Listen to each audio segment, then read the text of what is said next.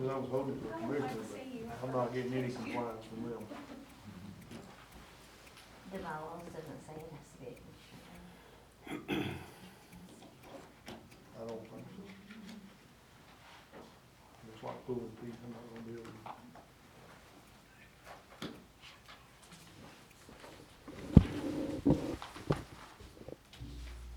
If our bylaws said they had to, just fine them every day they don't come. Yeah, I'm sure that'll go over good. I have no jurisdiction over them. That makes it hard. Zero. That makes it hard to get people to do what you want them to do. But I offered, I throwed it up there Yeah. several times. Let's do it. Let's just go ahead and let Kim start. Hey, you Joey. Like, Hey. And you even asked about it.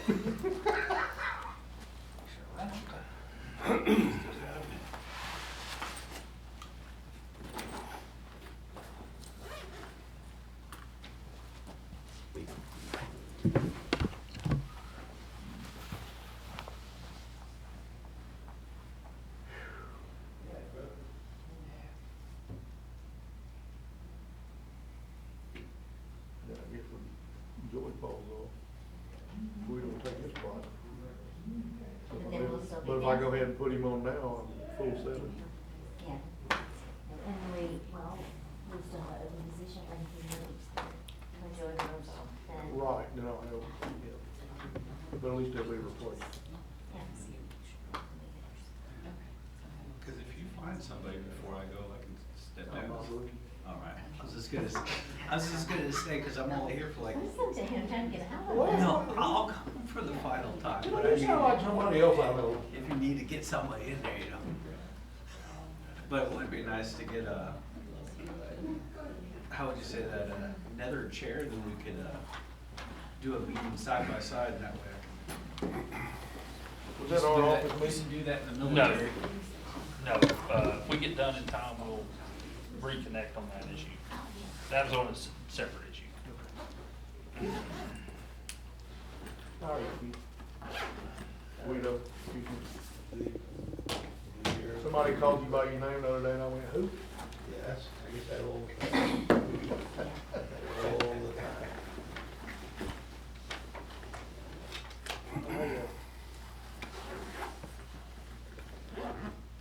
Oh, that's a good thing, Mayor. We'll be talking.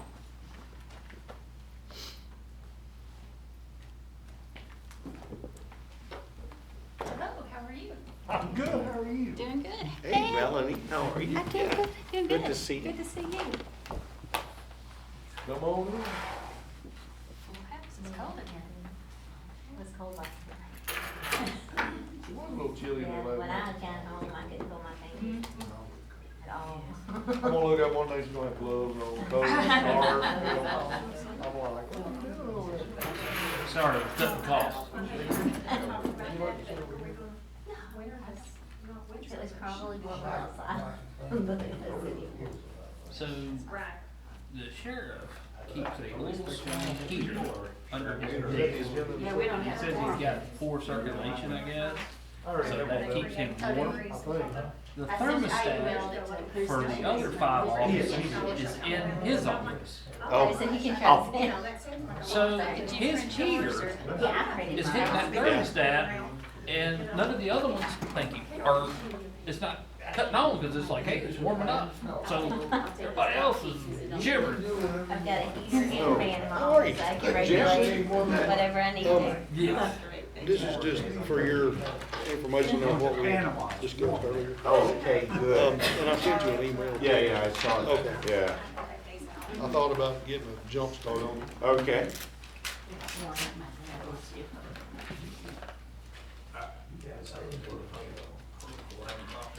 We don't have a forum yet.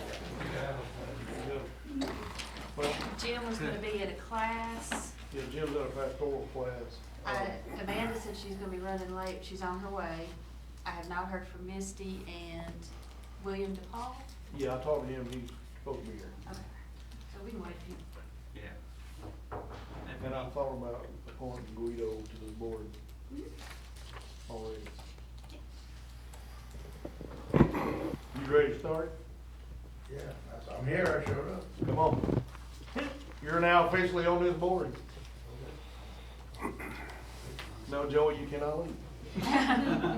You Exit there. still got a couple months on your term. You, Joey. As long as I'm being replaced by a legend. Oh, yeah. I'm a legend in my own mind. Well, I had a vacancy already, you know. Couldn't get any commissioners to come on. Imagine that.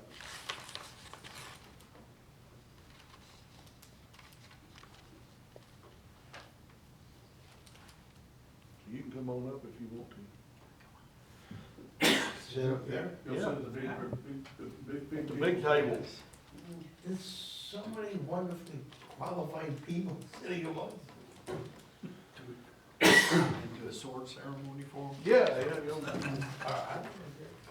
is the Game of Thrones. I mean. I'll be careful, everybody ends up dead on Game of Thrones. That's true. That's true. Dragon, fire, and breathing. I've made it so far. See on this side. Yeah. Knocking on the wood. I feel like a big muckamuckus next to the chief of the mayor. Fran? For you, sir. What is the magic number for them? 403.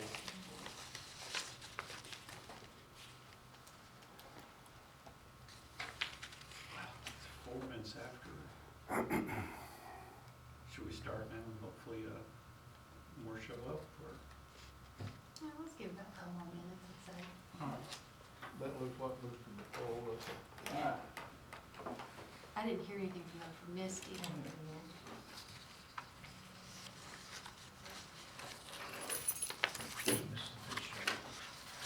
Okay, how are you? He's doing well.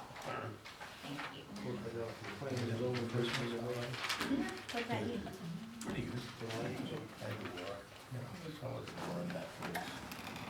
The others are at town.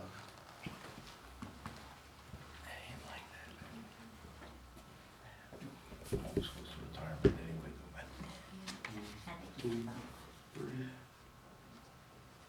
think so.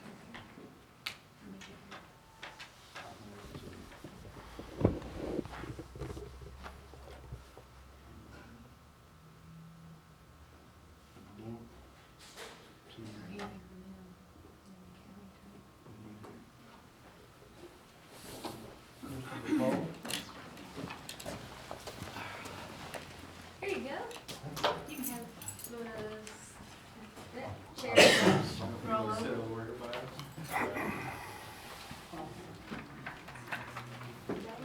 You make us a quorum, so we're going to start.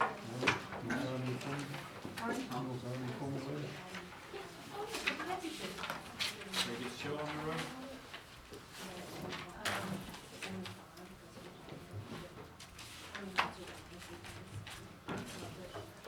That's Mr. Big.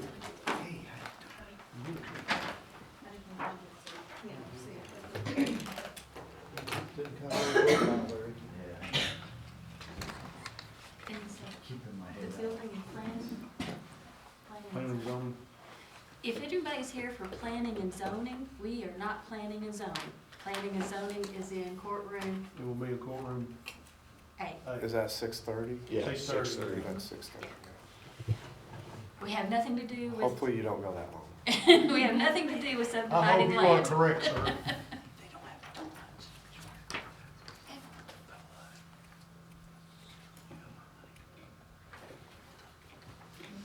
Alright, you ready? Alright. Call to order the opioid board. First, roll call. Joey, Present. Guido, or Ken? Which do you prefer? Guido. Guido. And, Mr. Paul? Yes. Leon? Here. I am here. Amanda is not, and Misty is not, but sir, you still have a quorum. Five present, 2 are absent. Alright. So next on the agenda is pledge allegiance.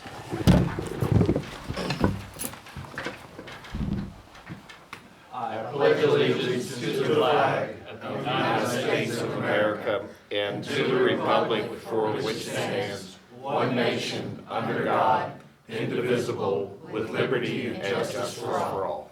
All right, if you would please stay standing, and if you would, join me in the prayer. Heavenly Father, we come to you today asking for your guidance, wisdom, and support as we begin this meeting. Amen. Amen.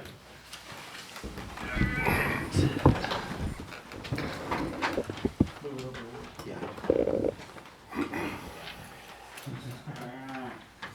Next on the agenda is approval of the agenda.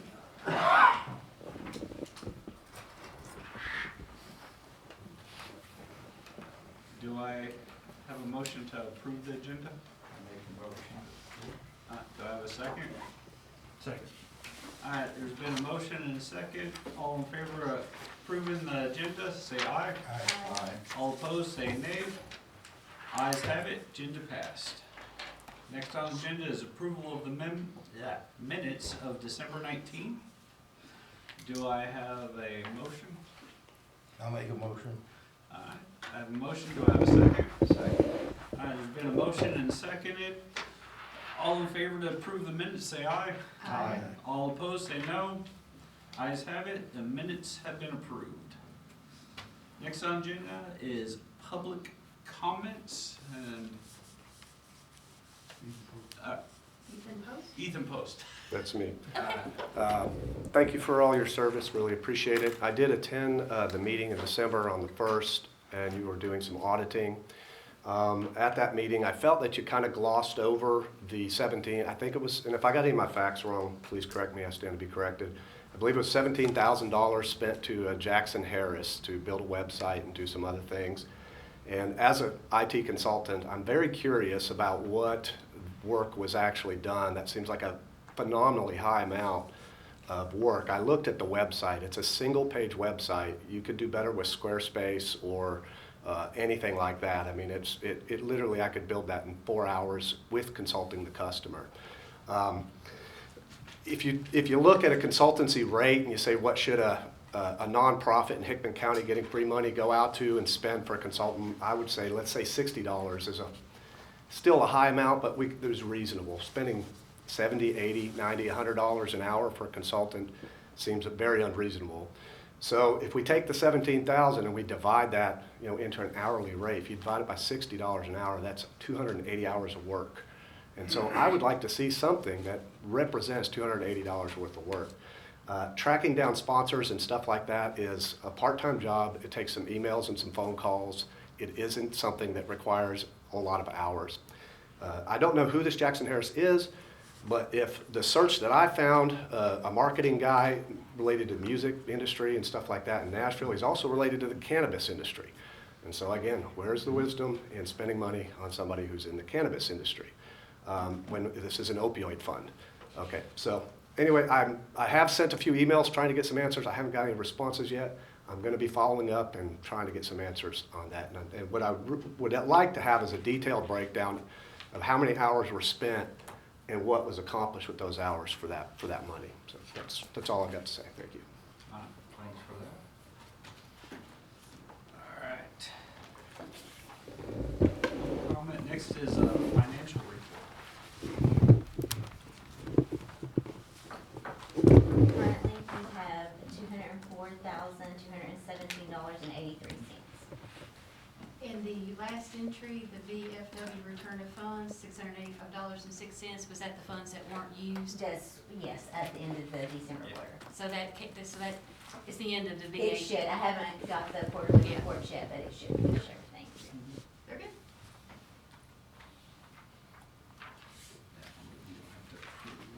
All right, going to old business. We put it in the record, appointment of board member by mayor. All right. Excuse me. I went ahead and appointed Guido to the Kenneth opioid Darren's board. my legal name. Yeah, Ken Darren. He's gonna be eventually replacing, Deputy Cox. However, since his term's not here, we have a vacancy. I tried multiple times to the county commission. I could not get any response, so I went ahead and appointed Mr. Darren to the opioid board. So welcome. Thank you, sir. Glad to be here. What's your email? Darren, D-A-R-R? O-N, D-1-R, D-A-R-O-N, at yahoo.com. And that's my leash. That's the cell phone. Okay. So now we should have a full board as of right now. Yes. And I'm sorry, I missed Jim as not being present, but I've got him down. Jim Oh, no. Mills, yeah, not you. Yeah, I'm like, what? You're not here. Oh. All right. Next would be a vote for vice chairman. We got any victim volunteers? We will table that till next meeting. All right. Next is review of the Navigator program for the mayor. Put me on the spot, aren't you? Yep. I know Crystal and I was talking about this a little bit. I wanna do what this board suggests that I do. If you guys agree that you want a navigator to oversee the funds and then come through this board, then we can work it that way. I don't wanna have to sit down and go, okay, Crystal, somebody in your office is now doing the navigation for this, because it's unfair to her, first of all, and her employees in her office. So I really feel that this board, if that's the direction they wanna go, I think we can go that way. We're just gonna have to come up with a solution, whether it's somebody from a nonprofit, whether it's somebody from the county, you know, that's the way I'm looking at it, so. But if this board desires to have a navigator for future endeavors for this, that's what we'll do. I have no voting, I have no vote on this board, so. Do we have any sense of what the county commission, if they would employ another person? I do not have any sense on that. No, because the budget finance hasn't met since Right. November, since we've met. So we don't meet till next Monday. Okay, That's what we was having the issue with this meeting being moved to tonight, because we didn't have our, so we won't know anything till Monday. But didn't we have to vote on it before you can go in front of there, or can you just go in front of there and then we'll vote on it? now he can go on. I can go home. Okay, we don't need to vote on it? All right, Because he's just going to, just exploratory only. yep, Yes. that works. Do we got any, anybody wanna discuss about the navigator? None? Or we will go to the next one. Review of timeline for 2025 grant applications. And I put this on the agenda, we had discussed doing that in February because, you know, of the vacancies and what have you. I think I'm right about that, Crystal, but Crystal had advised that CASA has now removed themselves. So we only have two, United Way and The school. the school. And the school is not a priority yet because they're still in the middle of their funding. Right. And United Way, I don't think is a priority yet either, because they're still in the middle of theirs as well. So we're good to continue on into February, but CASA did remove their request. Is that 25 or 26? Well, it would be last year's funds. We just have never done anything with Gotcha, them, gotcha, okay. because we were in the middle of these audits. But for right now, we only have two, and that's the school board and United Way. I think being, we don't have everybody here, we should table it till next month. And that's when we were, Yeah. Crystal was gonna do it anyway. Yeah. No opposing. We will go to the next one. Was it further work of the 2025 board? I wasn't sure when we were gonna have our reorganization meeting. When was our term in? March. March, okay. So we can set that if you want. If this board wants to go ahead and set the meeting, or whenever that will take place, that'll be fine. What's that meeting do? Well, everybody's on a 2-year term, and everybody either has to be reappointed or replaced. So we'll do that in March. Give me a second here. We'll do it February. I'll Or do it in February, it matters. Don't matter. I just gotta look at my calendar here, January, February. You can't go. All over, right. sorry. You can't go over, sorry. Captive audience. Yes. Do we wanna do that? Probably do that. Excuse me. We wanna do that before or after the February meeting? When's the last quarterly reports due? It would be March, so probably around mid-April. Oh, okay, well, so it doesn't matter. It doesn't matter. Has anybody got, dates in, February that they can't make it?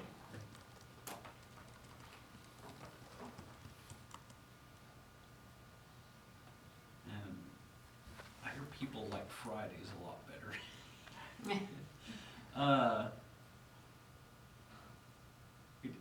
What do you think, either the 6th or the 13th? We normally meet the second Tuesday. Yeah. Are we gonna do that on our meeting night? Mm-hmm. Okay, then we'll I do, mean, I would. okay, we'll do it on our meeting night, then, I thought we were doing a separate meeting. All right, yeah, so we'll do it on, February 10th.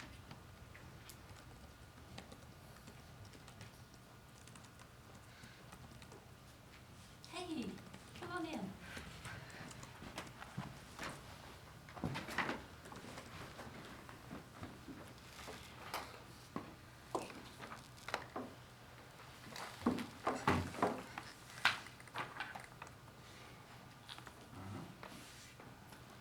So I guess we will bump into, new business. We gotta do review of the Nard Community Center letter and proposal for in-kind reimbursement.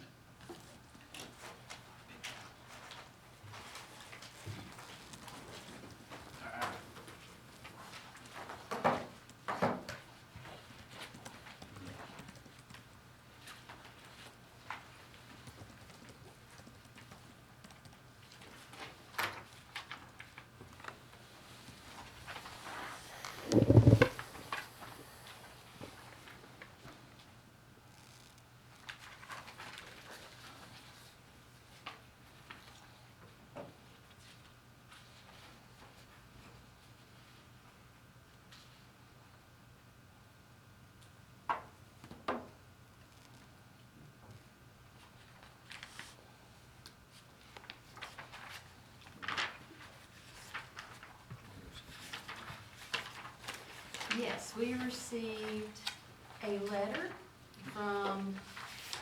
via email from members Amy Springer and Karen Fox. And I don't know if our county attorney has seen the email. I have. And then we've also have a proposal from Bernard Community Center. However, the proposal from Bernard Community Center at the very end states that this work plan is further contingent on a response to requests for clarification of the recent audit and/or proper steps to a possible appeal of the audit findings.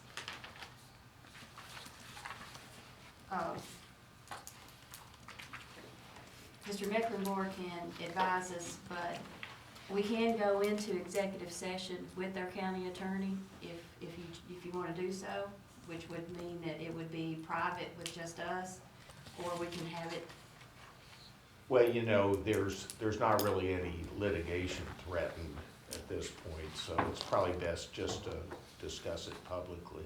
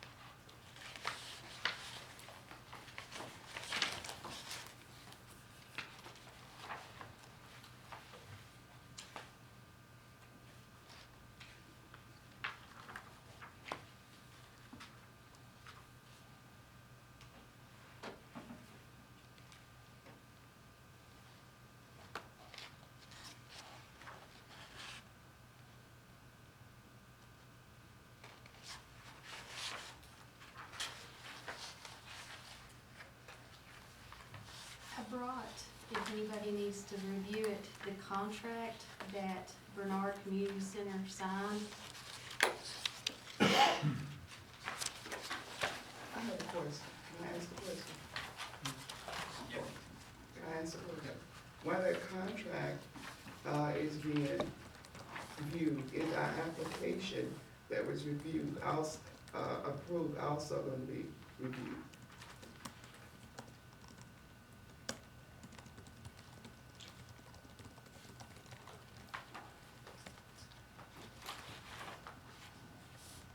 Well, I really don't know how to explain it, ma'am, but let me try again. My understanding from Mr. Henderson and Ms. Fitzgerald was that your application, you did ask for the ADA bathrooms. That application was then sent to UT Smart Initiative, and it was determined that that was not an appropriate use. We never knew that. And so the contract was then drafted, and the contract as drafted that was signed has as the Exhibit A what was approved and the amounts. And on that Exhibit A, it does not approve the bathrooms. Okay, so when the application that we sent in was not approved, we did not know that that application was not approved for the ADA bathrooms. How was we supposed to know that?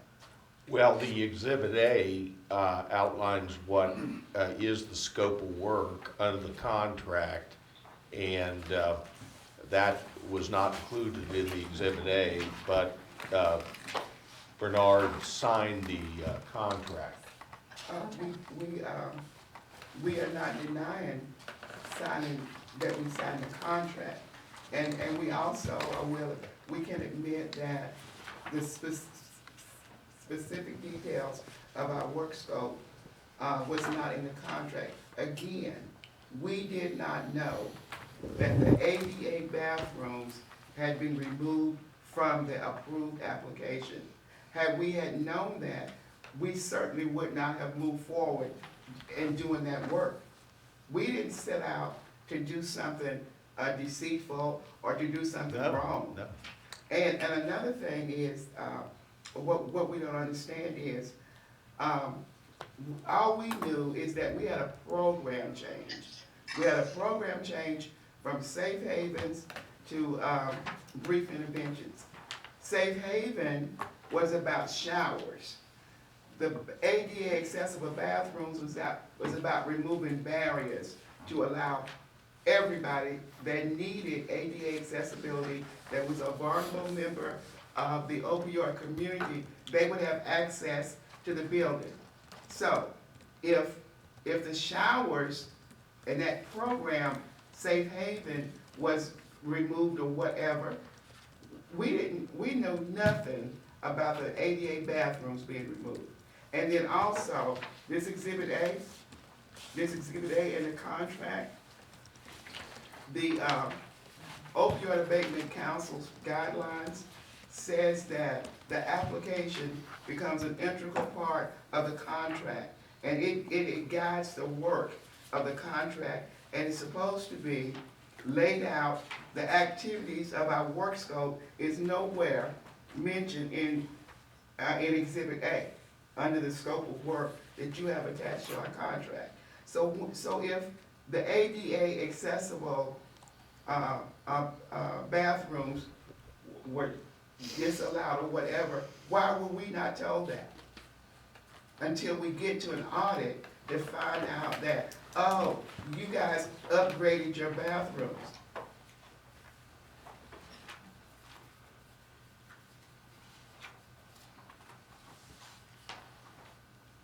I mean, when the application, who's supposed to let us know that? How was we supposed to know that? So what entity did the audit? We did the audit. Okay, so With- we didn't have a state official doing the audit, it was, Yes and no. We've had consultants. We've had Trevor Henderson with UT Smart Initiative, and then Channing Christensen. Channing, she was also with UT Smart Initiative. And both, we've spent 8 hours, I think I added it up, on these audits altogether, possibly 10 at this point. And it's disallowed. Well, number one, it's disallowed because it's not an appropriate use for the opioid money, but also it was disallowed because it was not in the contract. And when all of these applications were made, they were sent to UT Smart Initiative. I can't say that Channing looked at it, I don't know. That was more Crystal than us. I think she was the one that I worked with on. But she came back and said that it was not an approved, and that's the reason why it was taken out of the scope of services on the Exhibit A. Yeah, yeah. Now the board, we didn't, you drafted the contract, and we didn't see Ms. Hobrina sign it, obviously, but that's another reason why it can't be allowed, is because it wasn't in the contract. It wasn't in the contract, the scope of work wasn't in the contract, and we're saying that we did not know, it was not a part of our scope of work. How was we supposed to know that if the contract was approved? I'm sorry, if the application was approved, that information was on the application, and if that information didn't transfer to the contract, and we're thinking we have to. Well, did she not read the contract before she signed it, ma'am? Apparently, she did not. Okay. And we own that. So when we say the application was submitted and it was approved, what is the approval process for the application? Everybody that applied for funding had to fill out an application. Some of the applications we just did not approve. Moses' Missions, I think is one of them. Buffalo Valley was another one. But the ones that this board approved as far as being acceptable, those applications had to go to the state of Tennessee for Okay. their review, UT Smart Initiative. Okay, And then it came back with yes and no. Some things were approved, some things were not. Those contracts And we've went got- back and forth. correspondence to that effect? That would be with Miss Crystal. And what my understanding is, the applications were the ask. Right. When it came before the board, it wasn't just Bernard, there were several organizations that did not get the full amount that they asked for. So after they were awarded a certain amount, I worked with those organizations. UT Smart had me reach out to them to say, okay, this is the amount of money you have, submit this work plan showing that you can make it work with this organization, with this amount of money, and they all submitted that.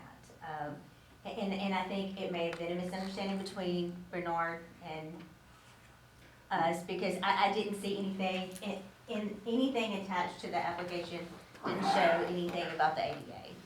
So I didn't go into detail with any of the organizations. Like I said, it took several months to go through these contracts, and I sent them out. I know a lot of y'all probably heard from me 10 times during this process, sending these applications, the contracts backwards and forth. Because I wanted to make sure everybody reviewed them and understand them. I did not go through every contract and just itemize it for them. I let them read it, or let their, attorney read it, or however they wanted. So in Bernard's application, did they ask for more than 40,000? No, I don't remember. we asked for $40,000.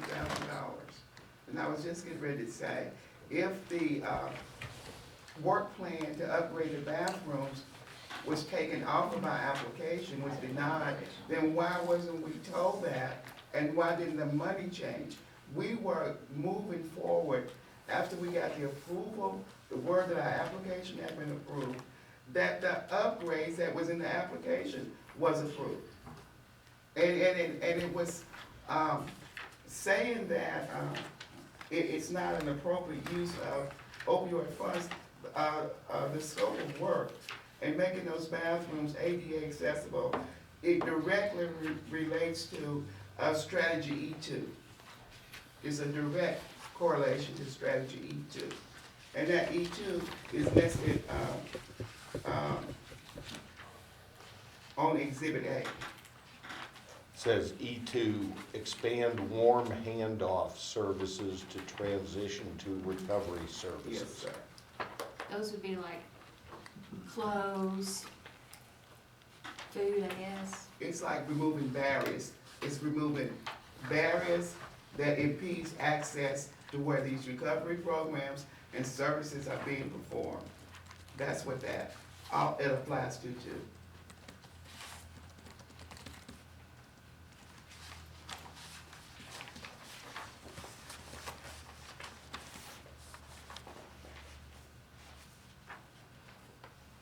So Crystal, when you received the feedback from the SMART group regarding aspects of Bernard's application, were they specific in what they said?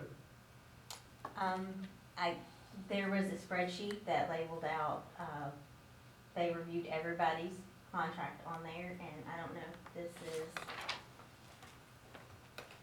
I think this was the quarterly review, I don't think this one was the, but I do remember them mentioning that. And I think we talked about it even in the meetings when we were going through those, on the approval. Because I know there was several, and it's hard for me to remember all the meetings back then, but I just remember, there were several things that when we were going through the application, they were asking a lot of questions. And there was a lot of suggestions on the approval. Well, we want to see this money go here or there. Like I said, I didn't go through and itemize directly and talk to Ms. Flagg directly on Okay. that. So Other than the thing is, committee we meetings. didn't know that. We didn't know that the ADA accessible upgrades were not approved. That's the point that I'm trying to make. Whether we were going by the work scope that's listed in our application, because the guideline says that the approved application is what drives the contract, the specifics of the application. There's no specifics in this contract that Ms. O'Brien signed. And sure, she should have read it, and we all should have read it, but we overlooked it. Just knowing that if we had been approved, why would we need the programs and services that we're doing, that we're giving at Bernard? We don't charge anybody to come in and hold their programs and their services. Our major expense was to make that building accessible for people with ADA disabilities. So why would we need $40,000 to just host some services and programs? Sure, ma'am. Like I said, I was just going by the contract. I didn't go by the application. I made sure the contract was how the money was supposed to be But spent. the Opioid Abatement Council's guideline says that the contract is an integral, the application, an approved application, is an integral part of the contract, and it's what drives the contract. Our work scope was nowhere in that contract. Well, you know, when they say the approved application is integral to the contract, the question is, what was the approved application? And if the approved application did not include the ADA bathroom renovation, then, that wouldn't have been covered by the guidelines that say it's integral. And you really would need to look at what actually got approved in the application. And I think, where the confusion here, and I understand what you're saying, is that, maybe there wasn't the feedback to the applicant, Bernard, that said, this is what you submitted, this is what got approved. And so then, even though the correct approved work scope got put in the contract, you know, I can see where you'd have some, confusion in the event there wasn't that feedback. Now, that being said, you know, the contract is the contract, but what would the state say? And again, I can look into this directly, but what would the state say in terms of their remedy? What is the state the enforcement mechanism here that comes in and says you need to claw back the money if it got spent on something that is not an approved element? Is that the position the state takes? The UT Smart Initiative is there to help us stay in compliant with the state. Right. And they tried to make a case for this, but they said that they didn't see any way that they could make a case where this would fall under this money, that we would have to either recoup the money or, you know, because of the miscommunication, that's why I think the opioid board was open to the in-kind repayment. Yeah. Okay. At our last meeting, we approved for them to make an in-kind proposal of how to return these, and I'm just saying 27,000, just because it's just a round number. Right. So we've already voted on that. Okay. Yeah, and so, are you aware of what action, you know, does the state, in other words, if we as the opioid board for Hickman County were not to require either the in-kind or the refund, what would the state do? If the state finds us out of compliance, then Hickman County's on hook for the money, because Okay. they're a sub-recipient of us. Okay, And the state can sue Bernard. yeah, They can take away our money that we have left, and we lose everything. yeah. Does Bernard have an appeal process? They could sue us, I guess, but there's no appeal that I know of. So why would the state sue Bernard when Bernard didn't know that our application wasn't approved?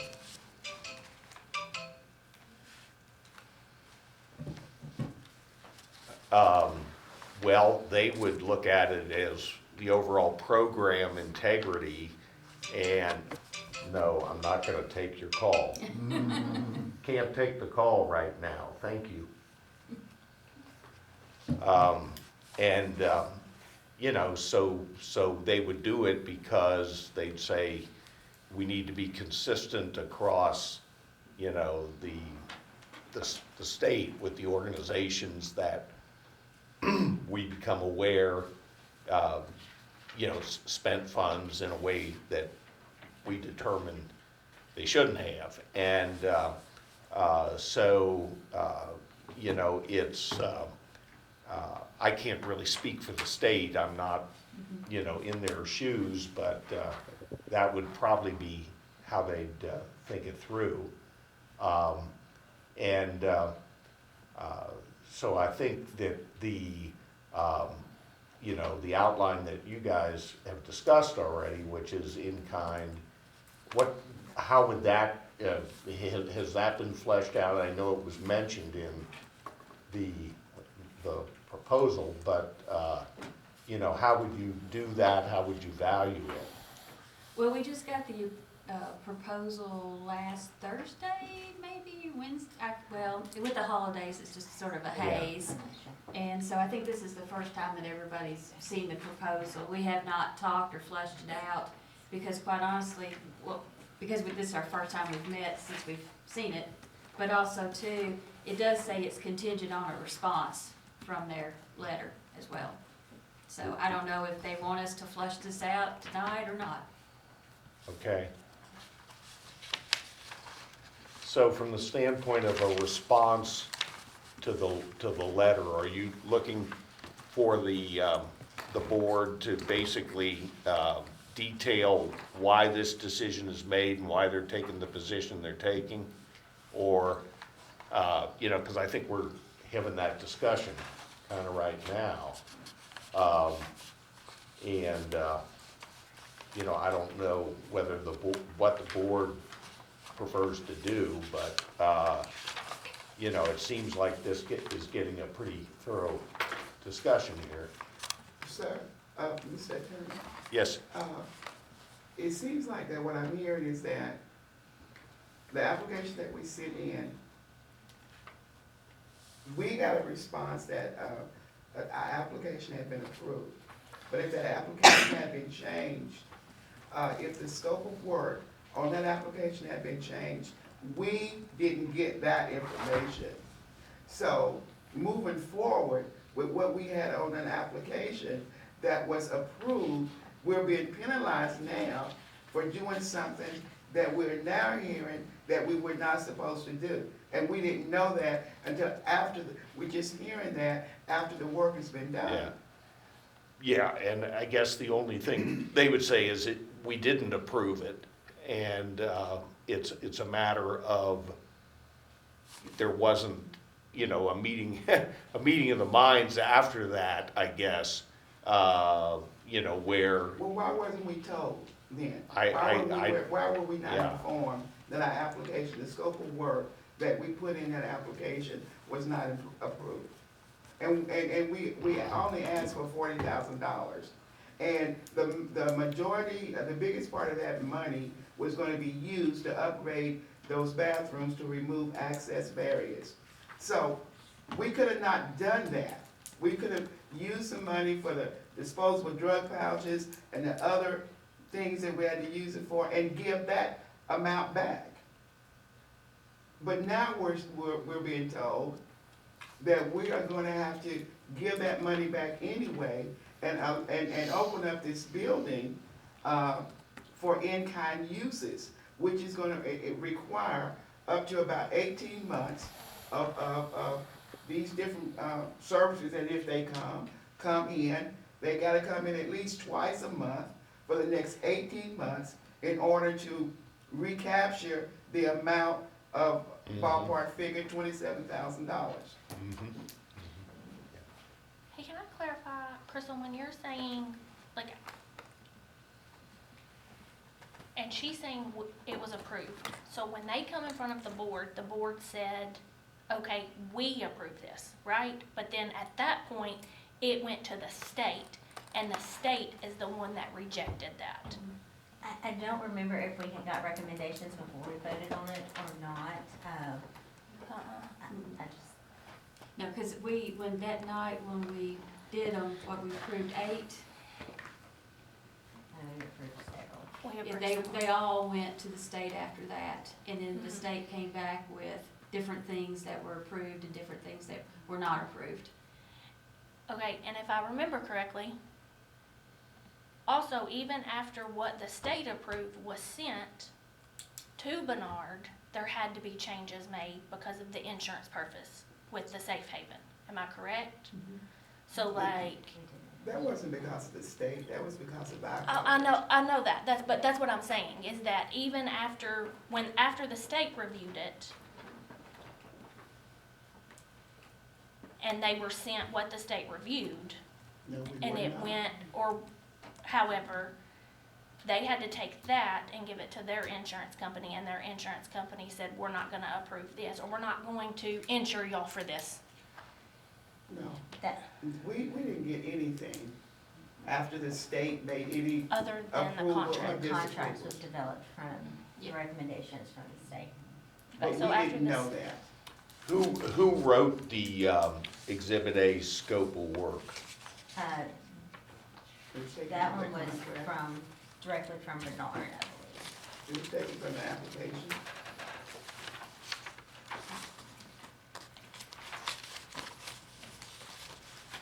So where is the application, the part of the application where the state didn't disallow, didn't approve that part?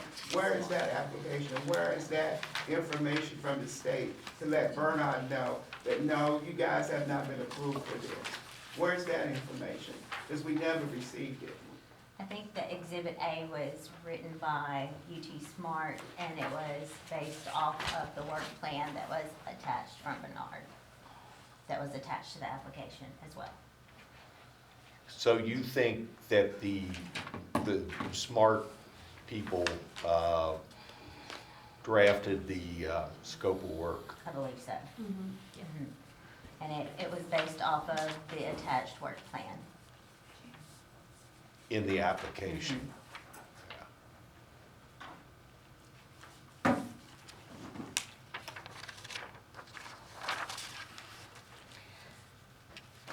And I think what I was trying to clarify is, yes, the board, when we went over the application with Bernard, approved that. But at the end of the day, the board did not have the final say, the state did. I understand y'all are saying y'all did not hear from the state, but just to try to clarify that, like, you were approved at one level of it, but there was a whole nother level. So how are we supposed to know that? I think that's the biggest issue right there.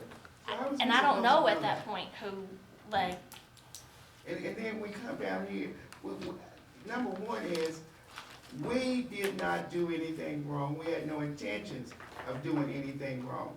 We moved forward based on our understanding of what had been approved. When we get to this audit and find out, you didn't follow the contract, I'm like, what is she talking about? What? The contract didn't follow, the way we see it, the contract didn't follow the scope of work on our application. Now you're telling us that the scope of work that was in our application wasn't approved. Nobody ever told Bernard. Did y'all get that information? We never got that information.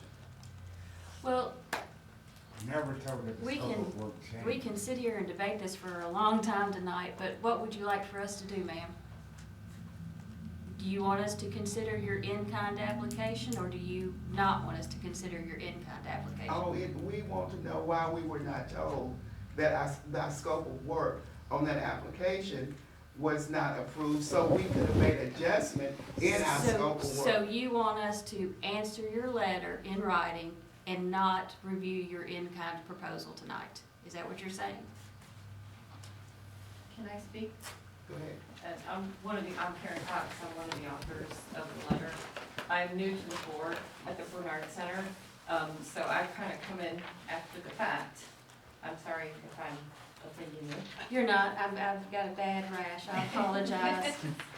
And what I'm trying to, As you know, I'm trying to piece together, because I've spent a lot of time working with Ray and Hobrina and Mary. I've come to really respect them as individuals. I know where their heart is when it comes to the Bernard Center.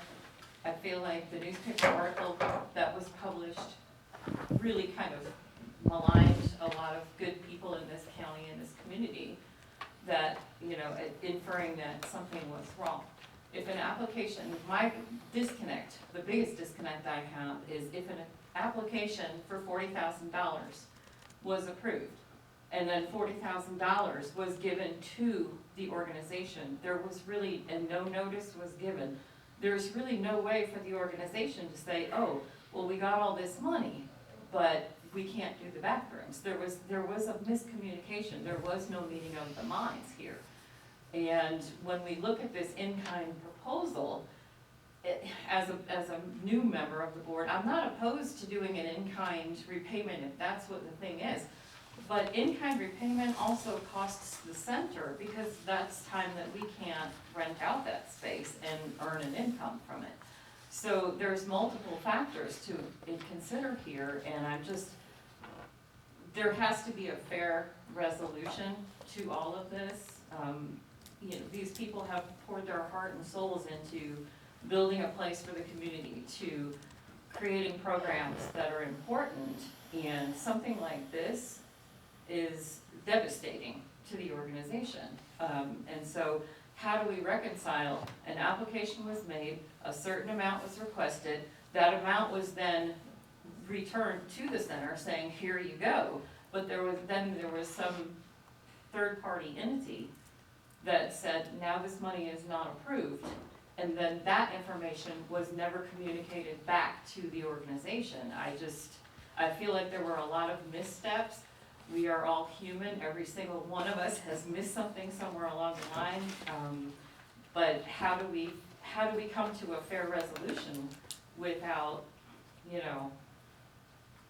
saying you now owe us $27,000 because something didn't happen? Well, I think maybe you've already done this, but, whoever the entity is that did the second tier approval or disapproval of elements of the application work plan, have we gone back to them and said that, the entity that received the funding, says that they thought that the work on the ADA compliant bathroom was approved. That's what you would say. You thought that was approved.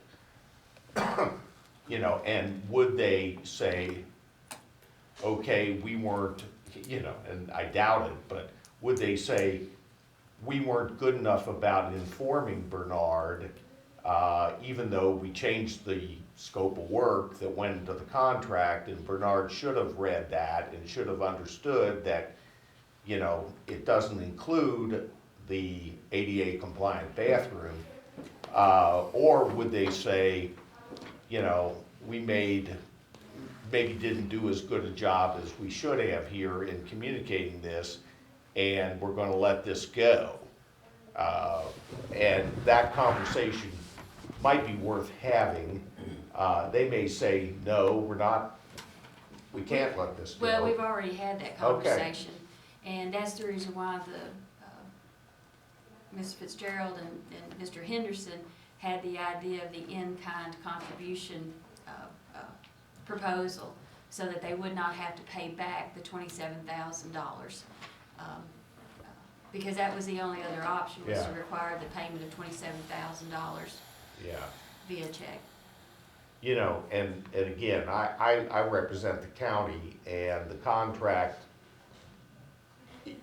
got signed, it's in force, it says what it says.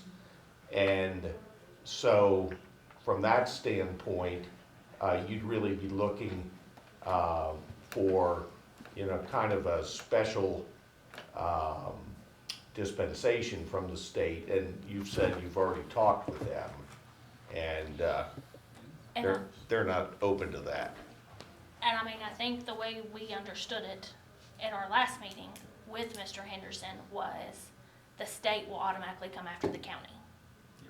Like, there is no discussion when the state gets involved at that level.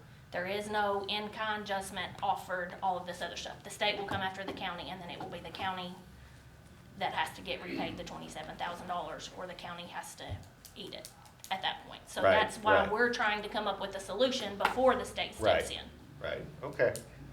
Yeah, well, has this, Well, the county should have to pay the money, because they didn't tell us that the work plan had changed. Let me ask you this question right here, Dan, because I think this could be the potential hiccup that everything is on. In the Exhibit A, the scope of work, at EE10, I don't know if you have a copy of that. yeah, I do. It says including supportive housing.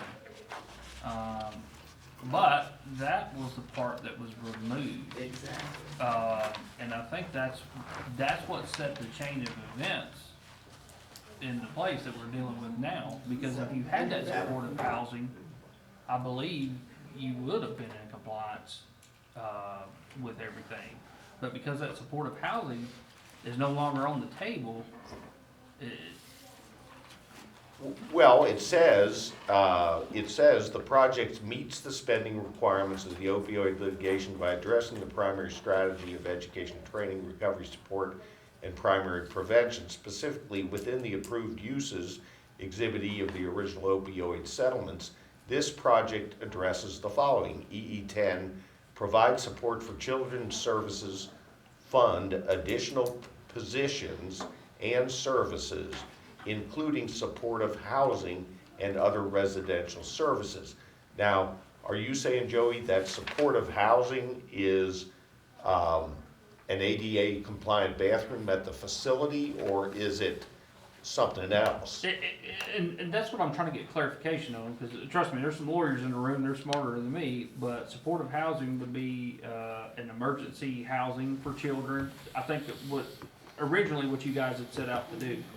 And the guy just asked a question, when that was changed, and it wasn't changed from, because anybody gets, on this board said we need to change it. Our insurance company said, we would not continue your insurance if you have people staying overnight at the center.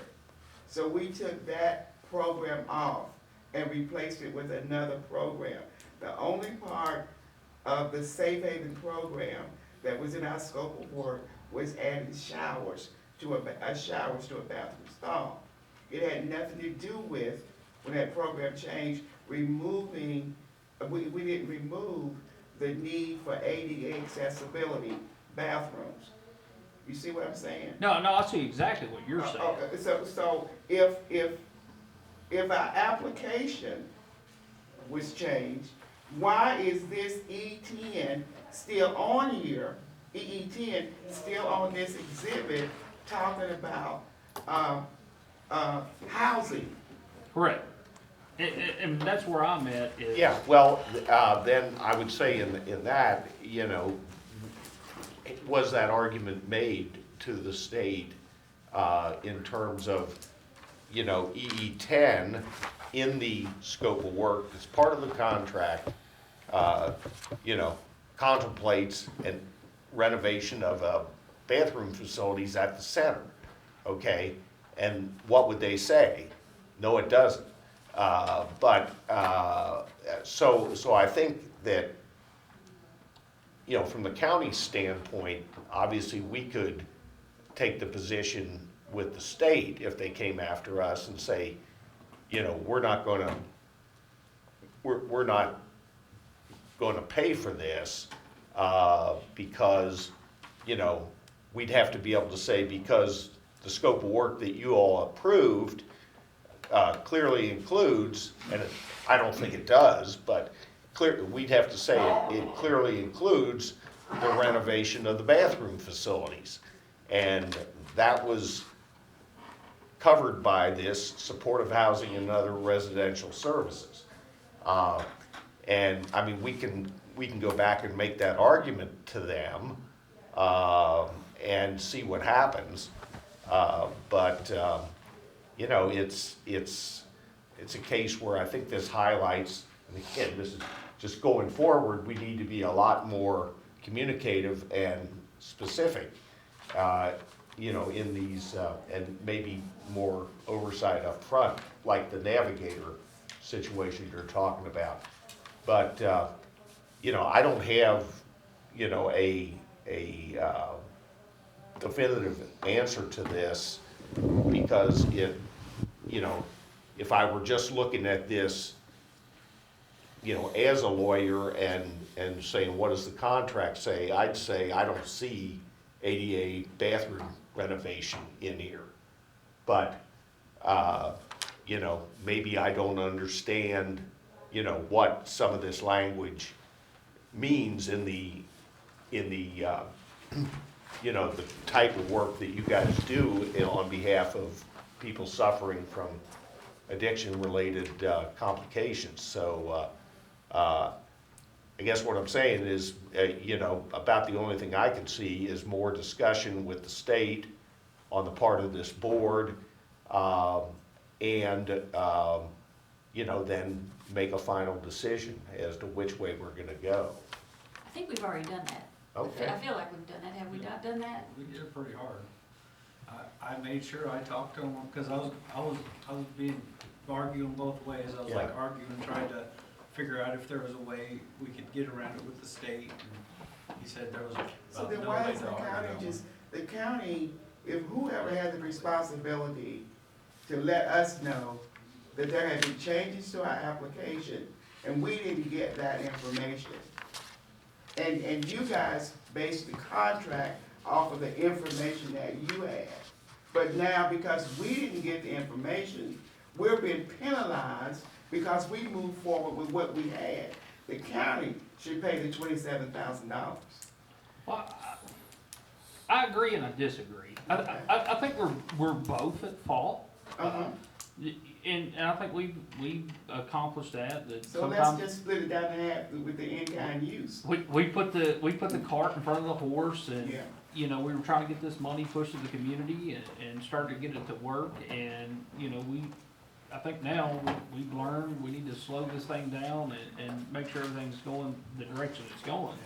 So what, so why does our organization, why do we have to be penalized? Because there was a lack of communication. We had no information to communicate to the board. It was the board's responsibility to communicate to us. And like I Well, said, and in fairness, it was Bernard's responsibility to read the revised scope of work and raise questions at that point in time. And if you didn't do that, you know, in the legal world, that could be fatal to your argument. Okay, so So- we're both at fault. Well, And in all honesty, we have no authority to go either way. The state's gonna say that, and the only person who's gonna, the city council would have to vote on if the county was gonna pay for it, so. And, there- and I do feel like where you're saying kind of meet in the middle, I know it looks like a lot, but I feel like us as a board with offering an in-kind use is kind of meeting in the middle. Like, Mr. Henderson said, he's hoping that that'll satisfy the state. Like, you know, like, we're trying to be prepared that when the state comes, this is what we can say, this is what we've done. Does that make sense to you? Like, we feel like that's kind of to where nobody has to pay or come out of pocket $27,000. Yes, sir. Who's planning and zoning? No, sir. Courtroom A. Courtroom A. Courtroom A. But does the state know that the organization did not get the information? The state is going to be basing their information on the fact that the contract was signed. Okay. Is that what you're saying? Yes. the They're state, gonna feel like y'all were notified because in the contract it wasn't there the- and it was signed. and that's what the state officials do. They'll just go, hey, here's the But contract. y'all know better than that.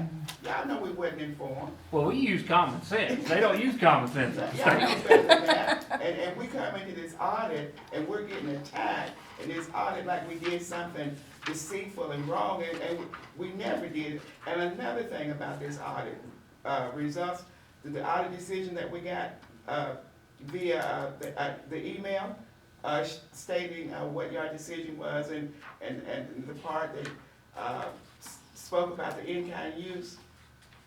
Also, the audit results said, learned, Bernard received $50,000 from the Health Council.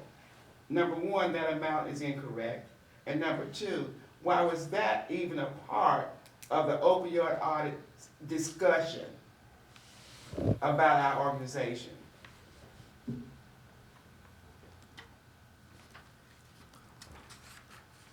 Well, how much did Bernard receive?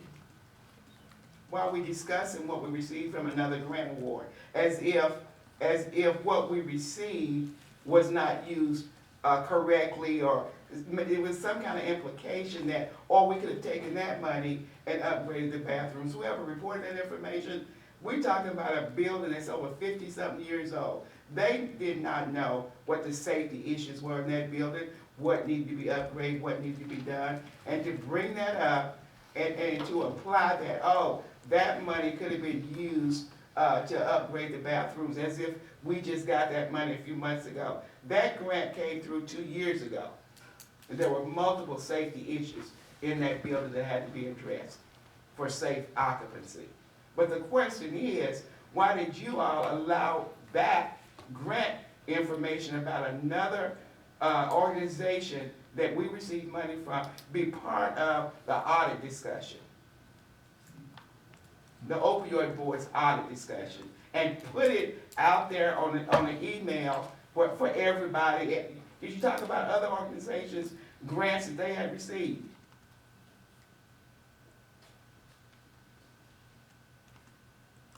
we have not been. I personally, I can speak for myself on this, and I know that multiple times in the conversation, I've not read the article that was in the paper. I did read the No, no, email, no. but This I'm one- saying, it was clearly said multiple times, I think to everybody that went in front of us, that we do not think anybody meant any malicious act. Like- But that's not the way it read. We got our But- heads shot off But in the we also- newspaper. But they don't control what that I don't know how he newspaper wrote it, I didn't does. read it. I did not read the article, But I I'm don't know, talking the information. but that's not About how, another grant award, it wasn't in the newspaper, it was in the Email. opioid decision email that was sent to multiple, recipients. It was a It's list in the of minutes. people. Yeah, the It's only in the thing I minutes. remember about that other grant was, the state came up with an idea, if you use that to be able to use the 27 on that grant, and that way you could use that money Right, on right. something as a Section E, and that Right. would balance the books. Say what now? And is that grant money gone? 2 years ago, it's been gone. Oh. That, it was just an idea to be able to Okay. balance the books, so So, nobody. so the person who brought it up reported that we had received, they reported $50,000 as if we just got it 3 months ago, as if they going to make a decision as to how we could use it. It wasn't how to use it, we were trying to figure out a simple way to fix the problem. Well, that was ridiculous, sir. Because that money, just like you were talking about right now, this money has uses and guidelines. That money also had uses and guidelines. So again, the question is, do you want us to respond in writing to your letter and not take up the in-kind proposal? We, Is that a yes or no? we want some kind of a fair resolution to this that isn't going to bury the organization, and So we are willing to go forward with the in-kind. So do you want us to take up the in-kind proposal tonight? You say take it up, what do you do? like, vote that if we agree to it or not. What y'all proposed, we would like, look over it, discuss it, and then we would vote if yes, we're good with what y'all proposed. Because That's in your- what, I mean, with him asking, what do you mean, so. Because your proposal says that it's contingent upon us as the board responding to your email. Well, the whole point was that And the reason we why, were, this audit was given to us. We were all of a sudden told, hey, by the way, that was not appropriate use. Now you owe us $27,000. There was no recourse for us, there was no way for us to say, how did you come up with these numbers? This is the first I'm learning of this, the SMART initiative part of it. Why was Bernard not a part of the SMART initiative discussions immediately? And again, if the $40,000 was approved and given to us, Okay. then why wouldn't, somebody should have come back Okay. somewhere along the line. but we're keep going around and around and around in circles. That's And- right, because we still haven't gotten, And I do wanna stop you where you're saying, okay, so Ms. Holbrook and Ms. Mary did appear in front of Mr. Henderson. They brought in pictures of the renovations to the bathroom. This was all discussed with the state, Mr. Henderson, while he was here. Doing the audit now? Yes, it was in question. They did know that there was a possibility, but because at that moment, we could not vote. So that's the reason the vote was taken up later, because we still had other audits to go over. And then once we voted on it, that's when they were notified. But they were aware ahead of time, before they received, that there was questions about this $27,000 and the renovations to the bathroom. So like, I just want to clarify where you're saying like we just got hit with this, that we owe $27,000. Like it was in question. Like, and Mr. Henderson was here, he did give us input, they were in there with us present, they did hear all of that, so. And Mr. Henderson didn't know that we had not received any information about the scope of work, that on the application that we sent in had been, some of it had not been approved, and there had been changes to that. We And I didn't- do agree, I don't think that was brought up that night in front of Mr. Henderson, but I do think the argument that night was the fact that the shower, that the bathrooms were included in the overnight stays. That night when Mr. Henderson was here, if I remember correctly, that the argument was that when that part got taken out, that's when the shower part got taken out, if I understand correctly, the night. So, but at the end of the day, what Mr. Henderson kept saying is that that was all taken out before the contract was done and signed. That was, I understand that. You know, my recommendation for the board would be that you guys should make a decision based on what you've got from Bernard and the discussion tonight. And then the next phase will happen either with the state, you know, coming to the county saying, you haven't got the money from Bernard, we need it from you. And then the commission's gonna have to, you know, decide what they wanna do. You know, I don't think that, I mean, I think the idea of, based on what I see here as a pretty thorough involvement with the state, again, in the audit process, and prior decision of this board as to what the approach is that the board's willing to take. And you've got the proposal from Bernard saying we're willing to consider the in-kind approach subject to you providing a response to us. I'd say that I don't recommend that the board make a detailed response in writing to Bernard on this subject. We've been open and we've discussed it. You know, it's getting, that would get extremely complicated and put it on a different footing. So, you know, I'd say this board could decide, no, we're not gonna consider the in-kind exchange and we expect Bernard to pay us the $27,000. Or we can say we are gonna consider the in-kind exchange and we're gonna either approve or disapprove it, but we're not gonna provide a written response as a contingent basis for that decision that we're making. And those are, you know, a way to basically get it off dead center here at this point. Well, and then my follow-up question to that, because you've mentioned the state multiple times, is if you accept our in-kind proposal, what's to stop the state from coming back later on after the fact again and say, well, we don't accept the in-kind? They might. And then where does that leave us? Then we're back in the, yeah, but So, there's no real way to get beyond that at this point, I don't think, so. And I agree with Dan, I think we just need to push forward on whichever way and, you know, start moving that way. I mean, as an author of, I don't require an in-writing response. I'm, basically, it was questions that Amy and I had as new board members coming onto it. It was like, it was kind of, it was shell-shocked, and there was not a lot of information that was provided within that communication. I mean, I first learned of it by reading the article in the newspaper, which was not really the way I like to find out about things like Right. that. But I mean, as far as, and I feel I can speak for Amy, she and I have been texting back and forth that, you know, we don't require that response.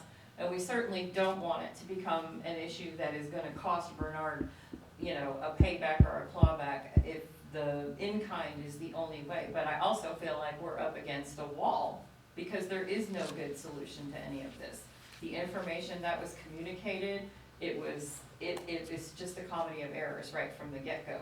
And I think we can all admit that.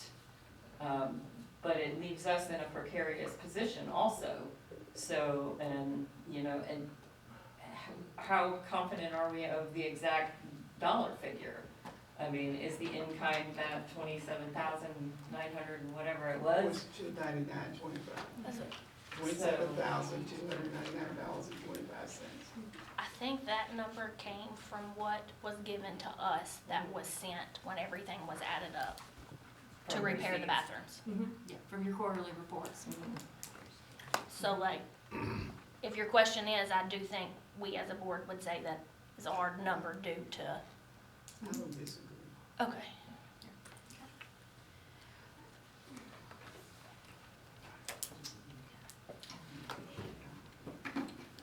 So we're gonna vote on the in-kind, A discussion. the discussion. All right, let me get to the right page. Okay, so I have a question before we vote on this. Well, we're Oh, or to discuss. discussion, we're in discussion. Yeah, we're in Okay, discussion we're on the in-kind. Kind of going back to what she said is, if we vote on this, or we discuss this, and we say, okay, we're gonna vote on this, and we do the in-kind thing, they start next month working off this money, and then 6 months from now, the state comes back and says, how are we going to do that? Because I feel like at that point, the county somewhere would have to eat whatever they've worked. Go ahead. So the way I understood it with Trevor is, the income that they propose has to be opioid related. Whatever they're using the building for has to somehow fit into that exhibit to show the state, this is really what the money's being spent on. So it changes Yeah. everything. It no longer is spent on the renovation, it was spent on Yes. the So you're saying in-kind. exhibit E? Yes, Yeah. Okay. yes. So We threw out a bunch it, of it, exhibits it today. actually does put us in compliance with the state at that point, because we would have been spending the money on. And I think it's not as simple as just approving this, I think it will also, I think there will have to be contracts signed, and everybody will have to agree to this, showing, because I have to submit reports to the state and show them exactly what this money is spent on. So once, if we decide to go this route and it is in compliance with that exhibit E, then this is what we're gonna show the state that we've spent it on. And it takes the renovation off the table. Okay. Yeah, that Well, was my it's gonna understanding. take them 18 months to do it, but My understanding is that if it's done within a 3-year period, that, Okay. that we should be Does okay. that clarify kind of what you were asking? Okay. The only It's thing still in not this. fair, but it does clarify. Can we expand that out a little further then? If it could be done in a 3-year period, that way we could open up some of those dates, for rental, cause that's the only way we generate any kind of operating funds is through the rental of the space of the building. And if classes are gonna, and most of the classes that people wanna have, and most of the times that when people wanna rent, is always on a Saturday. Does the health council meet on Saturdays? In-depth is meeting, no, in-depth meets tomorrow from Health council 8:30 to is, 12:30. Through the week, usually on Yeah, that's what I thought. Tuesday, And Thursday, Wednesday. something, Wednesday. But would in-depth, Crystal, would in-depth and the health council be considered opioid use? I wouldn't think health council would. Health council is, because they have classes set aside just for opioid Okay. And stuff they inside. share, they share all the information, where the services are, and where the services, where you can go to get, different opioid type services. The health council is, Judges yeah. on that too. So you But got that's the all health during the council. week? Health council's during the week, I don't know when in-depth is. She said Saturdays, in depth. 8:30 to, 12:30. And Ms. Mary, forgive me, what is the in-depth program? I'm sorry. It's an anti-nicotine program, Okay. for children, that has exhibited an addiction, to nicotine, trying to Okay. get them off of nicotine so they don't progress, further. And now, I have their dates for this year, they don't meet every Saturday, but they meet, my phone died. They meet, is it every other month, every other month, on a second Saturday, I think, of the month. Can I ask a question? Sure. Where are we coming up with it's gonna take 18 months to? We figured that, we took $27,299.25. Mhm. I have to look at it, I don't have a copy of that, and you playing with me. Do you have one over? I mean, are you dividing it by what you normally would charge someone to rent the space, or is that how we're coming up with that number? Yeah, let me see. Now, I'm No. confused here, because see, this one. Yeah, and it's 9,000. And then we I took it cannot over. find where the actual, and I know you're super busy, Dan, and I know you gotta get out of here. Let me ask you this question right here. For 18 months. I'm assuming that they're setting the rate for their normal stuff. Can they set a different rate for those meetings that would be normal to this area? Well, that would raise a question. It would be more defensible to use the normal rate. Because these figures are taken right from our rental contracts. And this is what we would charge if we were, somebody was renting the building for 2 hours or less, or somebody was renting the building for 4 hours or more. I understand. These are the figures that we would use. Okay. Yeah, and is there a way to perhaps accelerate At least 2 classes the a use month. of the facility for these programs so that you get it done Yeah, rather than drag it out, so I don't know. I'm just- and that's what I was looking at too. Thank you. Yeah, sorry, as part of the resolution, my name's Charles, I'm long-term recovery, I'm also a licensed therapist, I work at the ranch. I can absolutely help in our community center do opioid education classes, prevention, whatever they want to do 2 times a month. I would absolutely be willing to volunteer that and do those classes with them to help them make that. Thank you. Fantastic. I work a lot with recovery in this town, and with Miss Christie and all the Hope Church and Ryan Rogers and the Sober Living Program, I helped them open that, so absolutely, I'd be willing to help them do whatever they can and use those and draw so on that some would be sponsors. some more meetings or whatever, is that what you're? I have another question. So we have on our in-use plan 18 months. And that's depending on whether or not other organizations will want to use the building. So, and we gotta have at least for 18 months, at least 2 sessions. What if enough organizations don't come forth and say, yes, we would like to utilize the building, at no cost, no charge, and we haven't, because we're gonna be keeping up with how many sessions are had and all that, and we're running, say, in 18 months, I don't know where the dollar amount will be, but it's not at that full amount. Then what happens then? Could we expand it a little bit